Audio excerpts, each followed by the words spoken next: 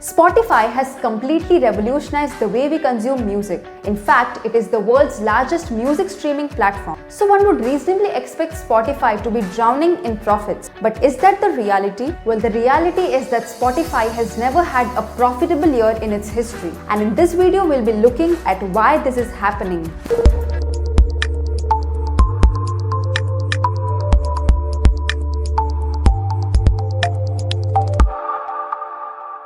Before Spotify was launched, music piracy was a dominant force. An empire of illegal downloading and piracy was built, and the mainstream music industry could not control it. Luckily, in 2006, Spotify was launched by its founder, Daniel Ek, with the sole purpose of dealing with piracy. Now, Spotify offered users a basic limited music catalog for free and made it as easy as pirating.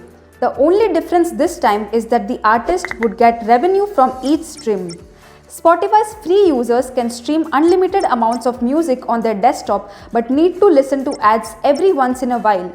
However, they can easily upgrade to a premium subscription to get the full Spotify experience. But since Spotify saw itself as the legal alternative of piracy, it needed to license the music from the big three labels in the industry, that is Sony, Warner and Universal Music. Now these three companies hold a 70% share of the music recording industry and 60% share of the music publishing industry.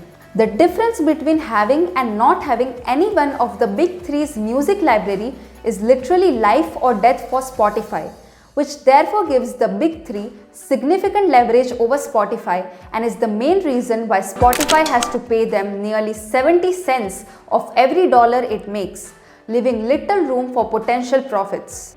So overall, this is great for all the users because they can access all the music worldwide without having to pay per song, but terrific for Spotify because Spotify has to pay for all this access. Now, although there are other music streaming platforms by Google, Apple and Amazon, Spotify particularly is in a dangerous position due to a key difference in the business models compared to its competitors. For tech giants like Apple, Google and Amazon, rather than trying to make money from music streaming solely as a standalone product, they can also bundle music streaming along with the other products that they offer or use it to promote other products in their ecosystem where the real profit lies. For example, the Apple One bundle, which includes services like iCloud, Apple TV and Apple Arcade all alongside Apple Music, is a prime example of this.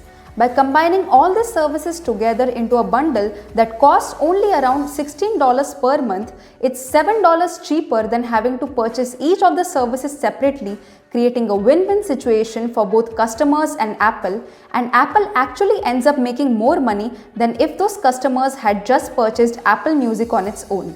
The same logic applies to Google with its YouTube Premium bundle, which includes YouTube Music on top of ad-free viewing on YouTube as well as its wide range of hardware devices, most notably the Google Pixel series.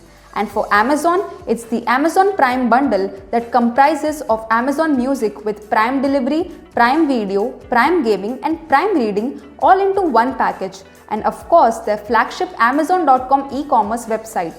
On the other hand, Spotify lacks its own products to bundle with music streaming and therefore has little options on how to monetize music streaming other than as a standalone product. While Spotify has previously collaborated with companies to offer bundled services, profits from such deals are shared, making them less lucrative for Spotify. Basically, Spotify is in a complicated situation where although music streaming is its main business, it is not making any significant money from it. So in 2019, Spotify decided to dive into podcasting, which is a better performing option because podcasts have lower royalty payments to right holders than music, which means Spotify can keep more of the revenue it generates from podcasts.